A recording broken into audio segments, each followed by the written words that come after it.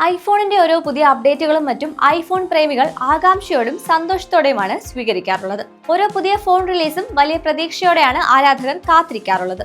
പുതിയ മോഡലുകൾ മാർക്കറ്റിൽ ഇറങ്ങുന്ന ദിവസം നീണ്ട വരിയാണ് സ്റ്റോറുകൾക്ക് മുൻപിൽ ഉണ്ടാവാറുള്ളത്.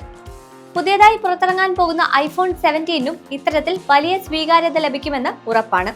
പുതിയ ആപ്പിൾ ഐഫോൺ 17ന്റെ ലോഞ്ച് തീയതി പുറത്തു വന്നിരിക്കുകയാണ്. ആപ്പിൾ സിഇഒ ടിം കുക്ക് തന്നെയാണ് തീയതി പുറത്തുവിട്ടിരിക്കുന്നത്. സെപ്റ്റംബർ 9 ചൊവ്വാഴ്ച കാലിഫോർണിയയിലെ ആപ്പിൾ പാർക്കിൽ വെച്ചാണ് ഐഫോൺ പുറത്തിറക്കുക. ആപ്പിളിന്റെ യൂട്യൂബ് ചാനലിലും വെബ്സൈറ്റിലും പരിപാടി തത്സമയം കാണാം. ലോഞ്ചുമായി ബന്ധപ്പെട്ട് പങ്കുവച്ച ചിത്രത്തിൽ നീലയും മഞ്ഞയും നിറമുള്ള ഒരു പുതിയ ആപ്പിൾ ലോഗോയാണ് ഉള്ളത്. ഇത് ഏതെങ്കിലും തരത്തിലുള്ള പുതിയ ഫീച്ചറുകളെ പറ്റിയുള്ള സൂചനയാണോ എന്ന ചർച്ചകളും തകൃതിയാണ്. 2900 mAh ആയിരിക്കും ബാറ്ററി കപ്പാസിറ്റി.